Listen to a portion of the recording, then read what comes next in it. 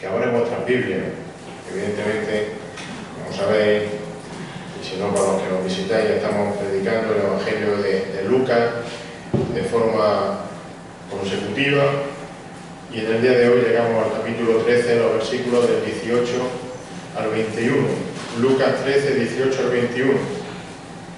Ahí el Señor dice, pues pone dos parábolas, y con estas dos parábolas me he atrevido a darle un sencillo título a esta predicación. Podríamos titularla como el pequeño gran reino de Dios. El pequeño gran reino de Dios, un juego de palabras. Dice Lucas, capítulo 13, versículos del 18 al 21. Leo en la versión, la traducción de la América.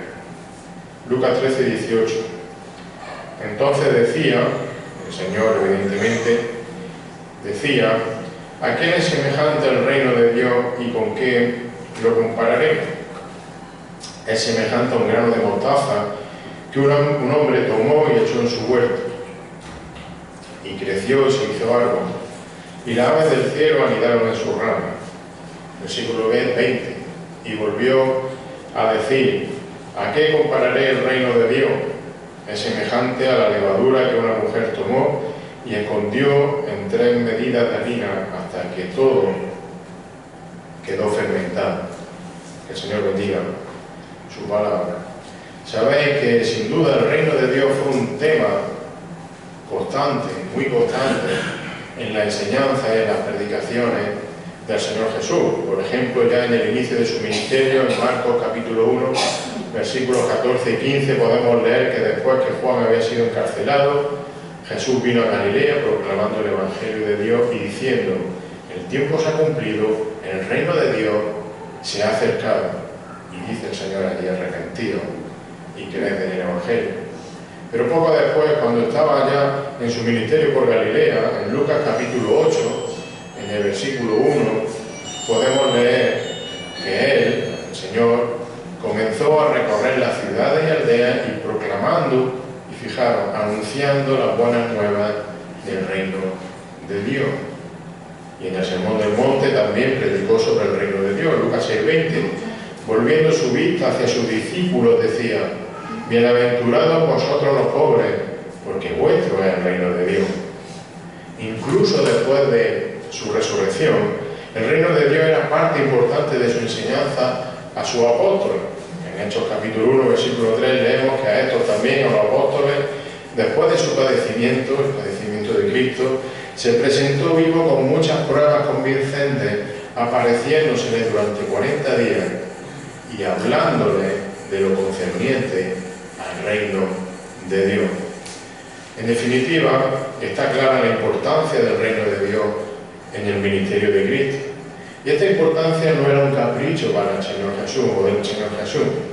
No es que hablase de esto porque, bueno, es que me gusta hablar de esto, sino que como él mismo dijo, en realidad el Señor Jesús estaba cumpliendo el encargo de su Padre, del Padre de Dios. Lucas 4:43, él les dijo, el Señor les dijo, también a las otras ciudades debo anunciar las buenas nuevas del reino de Dios. Fijaros, porque para esto yo he sido enviado. Era su misión, el reino y hablar del reino. Ahora bien, tenemos que, para explicar estas parábolas, ponernos muy en el contexto de aquel momento, de esta situación, de esta escena. Recordemos que durante siglos, y esto creo que todos lo sabéis, el pueblo de Israel estaba esperando la llegada de un gran rey, de un Mesías. De hecho, Jesús, sabéis que fue anunciado como ese Mesías esperado.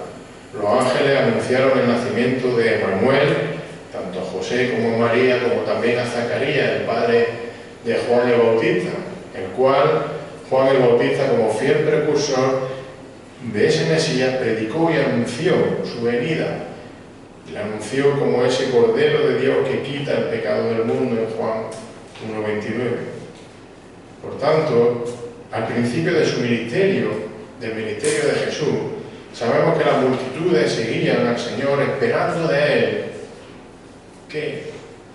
que fuese ese Rey esperado que le iba a librar de ese yugo opresor del Imperio Romano y que igualmente estaban esperando que él iba a establecer un nuevo reino físico allí para él. Ahora, sin embargo, según iba pasando el tiempo, el pueblo de Israel empezó cada vez a estar, digamos, más desilusionado, perdonadme. Desilusionado, ¿por qué? Porque sí, el Señor Jesús predicaba mucho, hacía muchos milagros, pero no mostraba ninguna señal de que fuese ese libertador político y militar que ellos estaban esperando.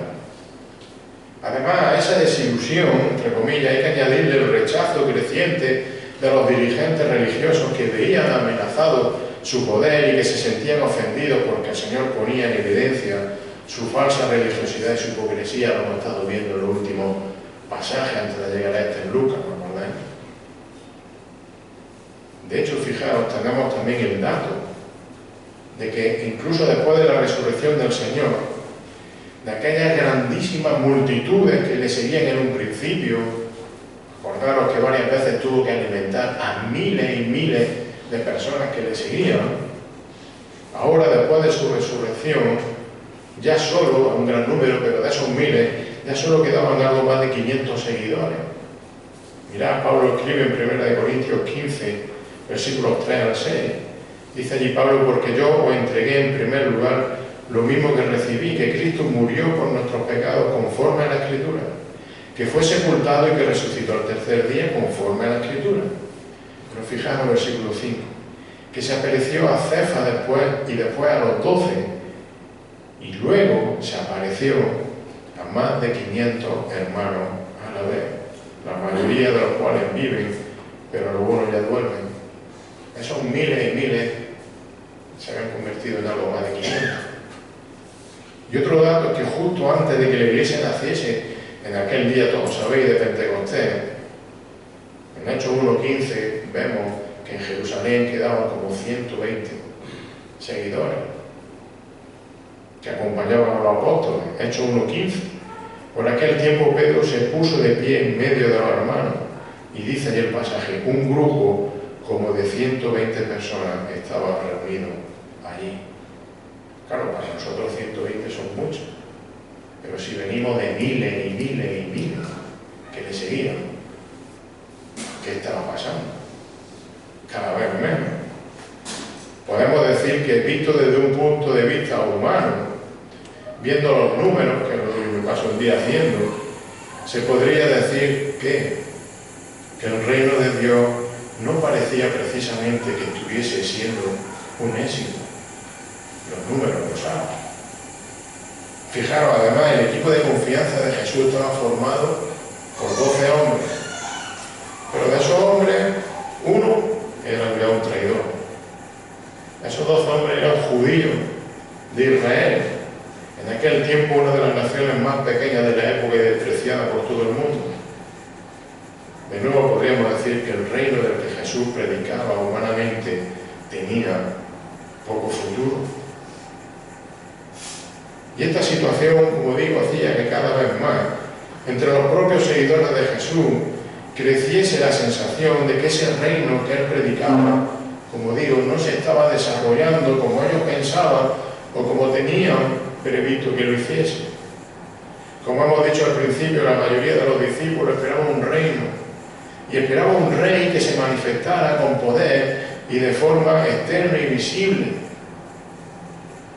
Es decir, esperaban un Mesías que venciese a los enemigos y que estableciese un potente reino terrenal en Jerusalén. Esperaban quizá un rey que llenase estadios como se hace modernamente, que llenase estadios de forma apoteósica. Últimamente está de moda llenar estadios 100.000 evangélicos. Sin embargo, el reino que Jesús predicó, el reino que Jesús enseñó como Mesías en su primera venida, es un reino espiritual.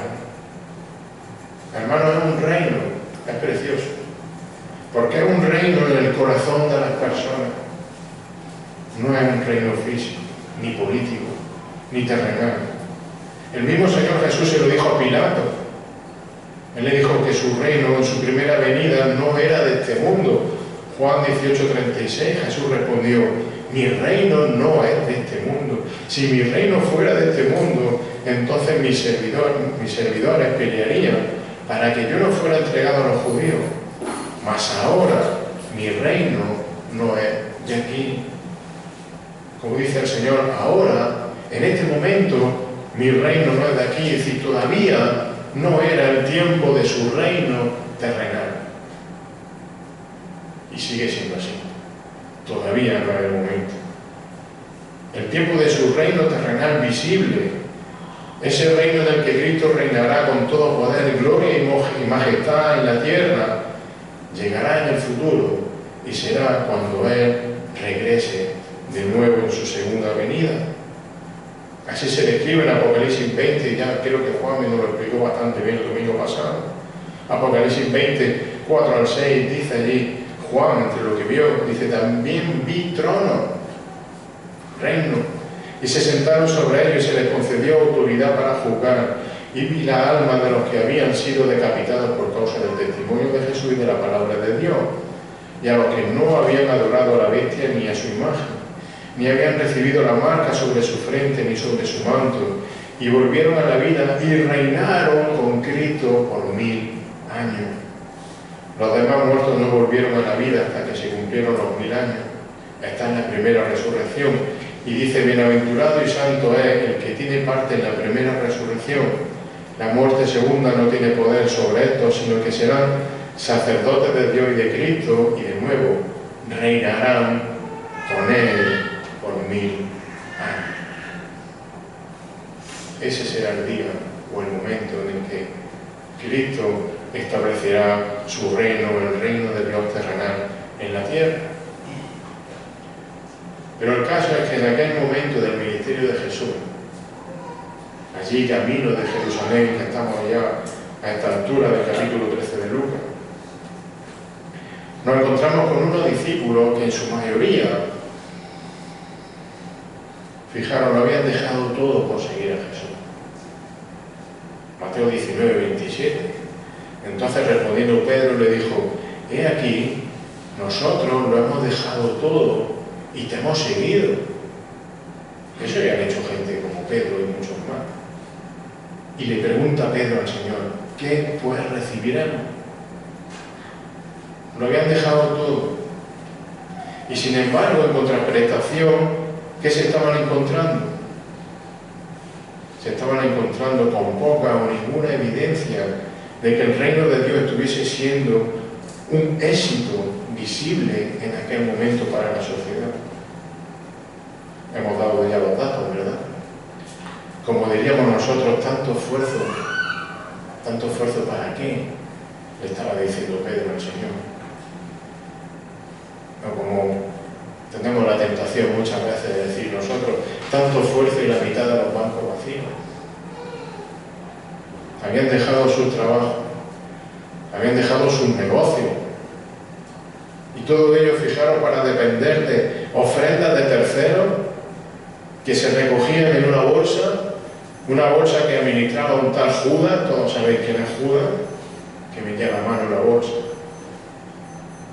Como hemos dicho ya, humanamente parece que la esperanza de ese reino mesiánico que Jesús predicaba y enseñaba y que sus seguidores esperaban, por momentos estaba viniendo abajo, por momentos parece que se está desmantelando. Por tanto, esta percepción de los discípulos de un reino quizás débil e insignificante es lo que motiva la enseñanza y lo que motiva las dos parábolas que el Señor utiliza para ilustrar una gran verdad. La verdad de que aunque en su inicio el reino de Dios puede parecer pequeño, al final será un gran reino, el pequeño gran reino de Dios. Así que vamos a ver dos parábolas que ilustran que el reino de Dios crecerá más allá de lo que en un principio se podría esperar o aparentaba. Y lo vemos a través de estas dos parábolas que el Señor cita: la parábola del grano de mostaza, donde veremos el crecimiento externo de ese reino, versículos 18 19, y también la parábola de la levadura, donde se ve más el crecimiento interno de ese reino, versículos 20 al 21. Así que dice la parábola del grano de mostaza, que habla sobre un crecimiento externo, versículos 18 y 19. Entonces decía el Señor: ¿a qué es semejante el reino de Dios y con qué lo compararé? Dice el Señor: es semejante a un grano de mostaza que un hombre tomó y echó en su huerto, y creció y se hizo árbol, y las aves del cielo anidaron en sus ramas. Vemos que empieza el versículo 18 con la Biblia de América, entonces decía, Reina Valera empieza con una conjunción, con i. Entonces, o i, conjunciones que nos muestran, nos indican que tanto esta parábola del grano de mostaza como la de la levadura son una clara continuación de lo que había ocurrido justo en el pasaje anterior que veíamos el último día, de Lucas 13, del 10 al 17. Si os acordáis, allí en esos versículos el Señor había estado enseñando en la sinagoga, y cuando termina de enseñar, ¿qué es lo que hace? Demuestra su poder, demuestra su autoridad soberana, sanando a aquella mujer que llevaba 18 años enferma por causa de un espíritu maligno. ¿Os acordáis? Y esa demostración de poder de Jesús sobre el reino de Satanás era una nueva evidencia de la presencia del reino de Dios. Era una demostración de que el reino de Dios se había acercado, como tantas veces el Señor había predicado y enseñado. Por ejemplo, recordemos la declaración del Señor cuando le acusan de echar fuera demonios por el poder de Belcebú, en Lucas 11:20. Dice el Señor: pero si yo por el dedo de Dios echo fuera los demonios, entonces el reino de Dios ha llegado a vosotros. Se está viendo, aunque sea poco, pero se ve. Entonces, fijaros, así que después de esta nueva demostración de que el reino de Dios estaba allí ya presente cuando cura a esa mujer, el Señor a continuación aprovecha para enseñar por medio de estas dos parábolas no solo que el reino de Dios se ha manifestado, como llevaba tanto tiempo diciendo, sino que ese reino de Dios también se va a expandir. Se va a expandir tanto de forma externa como de forma interna, a pesar de que todavía está en su inicio, de que todavía parece que es pequeño. Y el Señor comienza con la parábola del grano de mostaza, que es como se titula en nuestra Biblia. Y empieza con la parábola con una analogía, por así decirlo, en forma de pregunta. Versículo 1. ¿A qué es semejante el reino de Dios y con qué lo compararé? Y con una ilustración del mundo agrícola, que evidentemente todo el mundo allí presente seguro iba a entender. El Señor compara, el Señor asemeja al reino de Dios, como dice el versículo 19, lo asemeja a un grano de mostaza que un hombre tomó y echó en su huerto.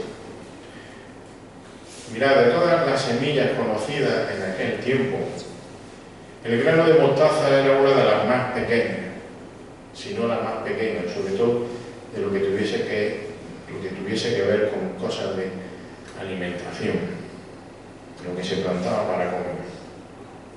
De hecho, era habitual en el lenguaje, era habitual en la cultura judía utilizar el grano de mostaza como ejemplo de algo muy pequeño, como de algo muy insignificante.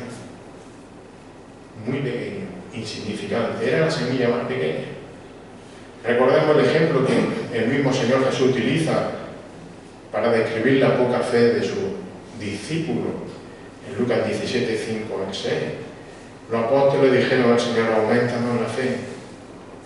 Y entonces el Señor le dijo: si tuvierais fe como un grano de mostaza, es decir, si tuvieseis el más mínimo atisbo de fe, le está diciendo, si tuvieseis algo, lo más mínimo de fe, diría en este sicómoro: desarráigate y plántate en el mar, que obedecería.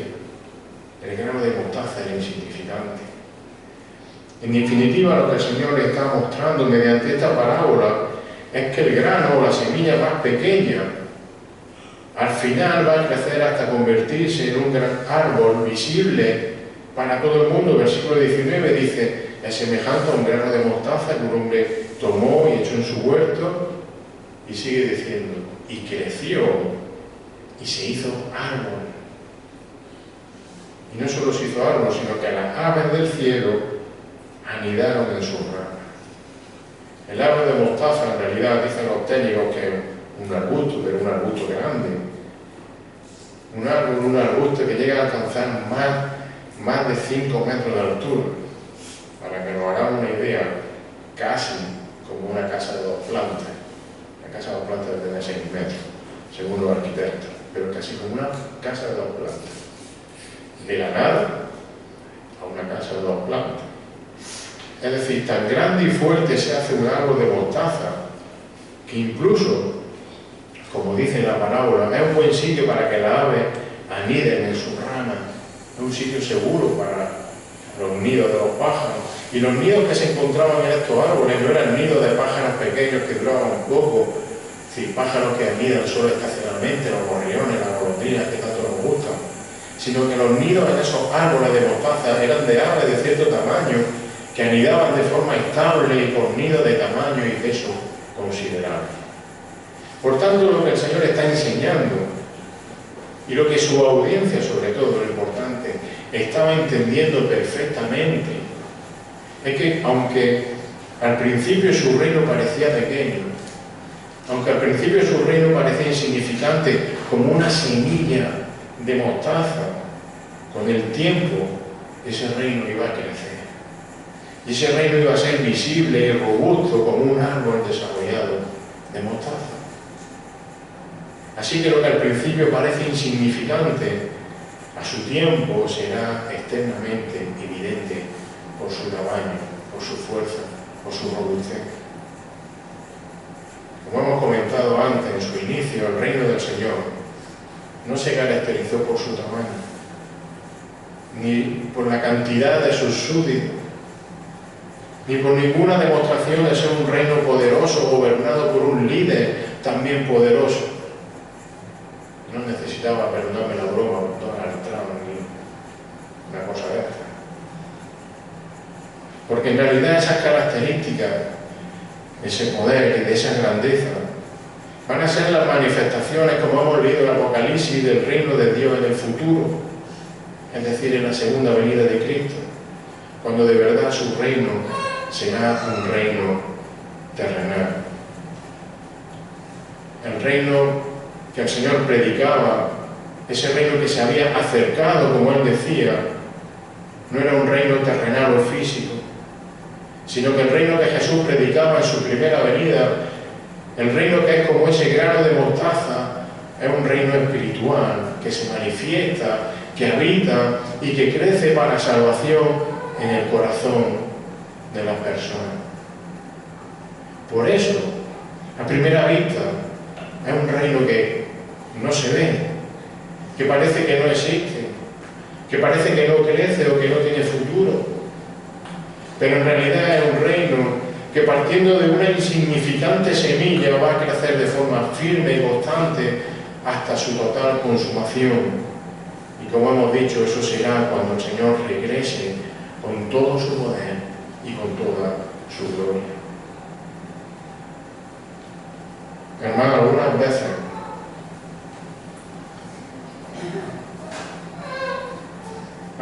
nos desanimamos. Nos desanimamos porque parece que somos muy pocos. Tengo 53 años y llevo 53 años escuchando muchas veces eso, que somos muy pocos. Fíjate este domingo que pocos somos, y el jueves menos. Parecemos insignificantes. Nos desanimamos porque parecemos como granos o semillas de mostaza, ¿verdad? Pero en realidad, hermanos, somos parte del reino de Dios, ese reino de Dios que se manifestará con toda fuerza, poder y esplendor cuando Cristo venga. Y esa es nuestra esperanza, y esa es donde tenemos que tener nuestra vista. Hermanos, sí, somos simples granos de mostaza. Somos un pueblo pequeño. El Señor ya lo dijo, somos manada pequeña. Pero fijaos, por la sangre de Cristo, somos parte, somos súbditos de su reino, del reino de Dios, el cual a su debido tiempo se va a manifestar ese Rey, ese Señor, como el Rey de Reyes, como el Señor de Señores, que va a reinar por los siglos de los siglos, y nosotros somos parte de eso. Dice Apocalipsis 15, 11, y esta es nuestra esperanza, hermano. Y el séptimo ángel tocó la trompeta y se levantaron grandes voces en el cielo que decían: el reino del mundo ha venido a ser el reino de nuestro Señor y de su Cristo, y Él reinará por los siglos de los siglos, y nosotros con Él. Y esa es nuestra esperanza. Esa es nuestra esperanza. De que ese grano de mostaza que somos ahora, esa semilla de mostaza insignificante que podemos ser ahora, cuando el Señor se manifieste, nosotros nos manifestaremos junto con Él. El reino de Dios crecerá de forma visible y será visible para todo el mundo. Crecerá de forma externa. Pero fijaros, el reino de Dios no solo va a crecer de forma externa y visible, sino que también tiene un crecimiento interno. Y eso lo vemos en la parábola de la levadura, ese crecimiento interno. Versículos 20 y 21. Dice que volvió a decir la misma pregunta: ¿a qué compararé el reino de Dios? Y dice: el Señor es semejante a la levadura que una mujer tomó y escondió en 3 medidas de harina hasta que todo quedó fermentado. Entonces vemos que el Señor Jesús empieza esta parábola haciendo la misma pregunta, una pregunta, podemos decir, retórica. Versículo 20: ¿a qué compararé el reino de Dios? Y si anteriormente el Señor ha comparado el reino de Dios con un simple grano de mostaza, ahora lo asemeja a otra cosa también muy pequeña, por así decirlo, la levadura. Ahora, por lo general, y creo que también todos sois conscientes de ello, en la Biblia la levadura suele tener unas, digamos, connotaciones negativas. La levadura suele ser símbolo de una mala influencia en la Biblia. De sobra es conocido ese versículo de Gálatas 5:9 que dice: un poco de levadura fermenta toda la masa. Un poco de levadura, si es mala, estropea toda la masa, está diciendo en ese versículo. Fijaros, hablando también sobre la permisividad de ciertos pecados como la inmoralidad y la hipocresía en la iglesia. El apóstol Pablo escribe a los corintios muy serio, y en 1 Corintios 5, 6 y 8 dice: vuestra jactancia no es buena. ¿No sabéis que un poco de levadura fermenta toda la masa? No hagáis la vista gorda con nada. No, si no pasa nada. Cuidado. Está diciendo el apóstol Pablo. Se limpiar la levadura vieja para que seáis masa nueva, así como lo sois sin levadura. Pero aún más claro fue el mismo Señor Jesús al comparar la hipocresía y la falsa enseñanza de los fariseos y los saduceos como una levadura mala de la que hay que guardarse y protegerse. En Mateo 16:6 dice que Jesús les dijo: estad atentos y guardaos de la levadura de los fariseos y saduceos. Y luego dice en el versículo 11 y versículo 12 de ese mismo capítulo: pero guardaros de la levadura de los fariseos y saduceos. Y entonces entendieron los que estaban allí que no les había dicho que se guardaran de la levadura de los panes, sino de la enseñanza de los fariseos y saduceos. Porque en Gálatas, un poco de levadura leuda, fermenta toda la masa. Un poco de enseñanza mala puede estropear muchísimas cosas, está diciendo el apóstol Pablo. Ahora, sin embargo, en esta ocasión, todo esto ha sido para explicar el efecto de la levadura. En esta ocasión, en nuestra parábola, la parábola que el Señor acaba de decir aquí en Lucas 13, el Señor está utilizando la levadura como un ejemplo de un efecto o de una influencia positiva para el crecimiento y el desarrollo del reino de Dios. Creo que todos sabéis, y sobre todo los que os atrevéis a hacer algún bizcocho o a hacer algo de pan casero de vez en cuando, Que si queremos que nuestro postre o que nuestro pan quede esponjoso y que sobre todo la masa inicial, esa masa que hace, que está allí chiquitilla y que parece que no es nada, que esa masa crezca y coja un tamaño adecuado, es necesario, o el secreto ¿cuál es? Añadir una pizca, como decimos aquí, una pizca de levadura, un poquito de levadura, y dejar un tiempo adecuado para que fermente dentro de la masa antes de meterla en el horno, pero un poquito de levadura allí y que trabaje en la masa. En definitiva, lo que el Señor está mostrando con esta ilustración, con esta parábola, es que un poco de levadura, una cantidad muy pequeña y de nuevo insignificante de levadura, con el tiempo que va a hacer, va a transformar una simple masa de harina que daría por sí sola un postre, digamos, duro y seco, en una masa fresca que produce un alimento apetecible, suave y esponjoso.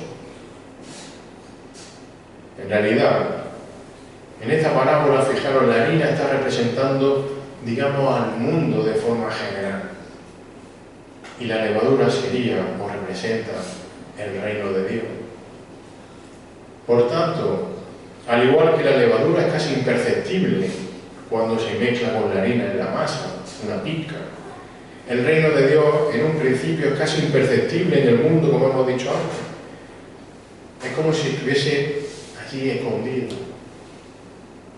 Y hermanos, vuelvo a repetirlo, somos manada pequeña.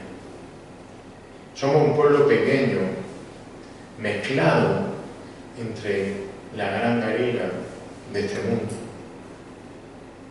Así que no tengamos complejo de inferioridad, ni nos sintamos pequeños. Y es cierto, sí, somos casi insignificantes dentro de este mundo, como la levadura dentro de la masa.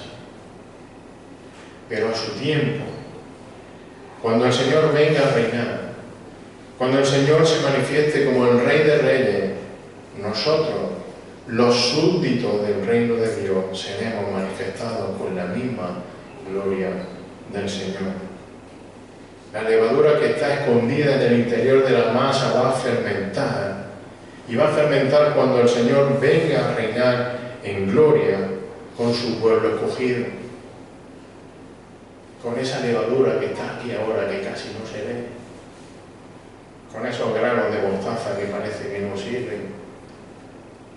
Dice Romanos 8, 18 al 21, dice allí Pablo: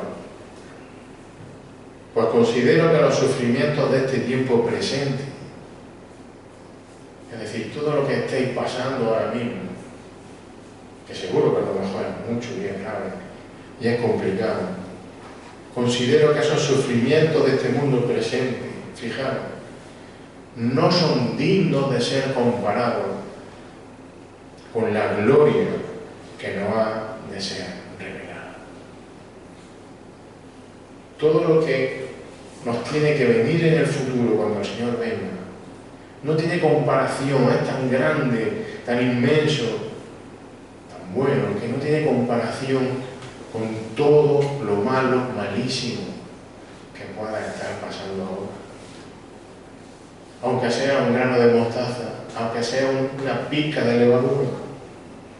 Y dice el versículo 19, porque el anhelo profundo de la creación, fijaros, y ese debe ser nuestro anhelo también, aguardar ansiosamente la revelación de los hijos de Dios.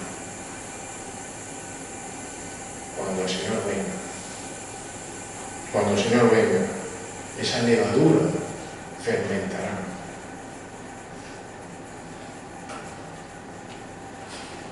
Terminamos, mira, si somos hijos de Dios, como creo que somos la mayoría aquí, hermanos, gocémonos porque somos parte del pequeño, gran reino de Dios. Y tenemos la esperanza de que aunque ahora seamos pocos, de que aunque ahora parezca que no somos nada, cuando Cristo regrese, seremos revelados junto a Él con su misma gloria. Y si aún no eres parte de ese reino de Dios, Jesucristo te dice que creas en Él como Señor y Salvador y que te arrepientas de tu pecado, porque entonces Él te hará y te acogerá como súbdito de su reino. Que el Señor bendiga su palabra en esta mañana. Señor, te alabamos y te bendecimos. Señor, y te damos a ti toda la gloria. Señor, porque siendo tú el creador, el hacedor de todas las cosas, Señor, viniste a este mundo para crear un reino en nuestros corazones, para ser el Señor y el dueño de nuestro corazón. Señor, no te merecíamos y sin embargo tú viniste a hacerlo y a morir en la cruz para limpiar nuestros pecados, Señor. Y aunque pasemos todavía por dificultades, Señor, aunque estemos en este mundo afectados por el pecado, Señor, y hay cosas que no entendemos ni comprendemos, tenemos la fe y la esperanza. Tú has puesto en nosotros la fe y la esperanza de que este reino, tu reino, que ahora es pequeño como un grano de mostaza, que ahora parece insignificante como la levadura, Señor, cuando tú regreses será el gran reino poderoso, perfecto, donde no habrá más llanto ni más lloro. Señor, donde tu gloria será manifestada por los siglos de los siglos y nosotros podemos disfrutar de ella. Señor, gracias por esta esperanza. Gracias por la seguridad que tú nos has dado de una salvación segura. Y te rogamos que tú sigas llamando a personas para que puedan arrepentirse de su pecado, Señor, y entrar en tu reino. Esto te rogamos en el nombre de Jesús.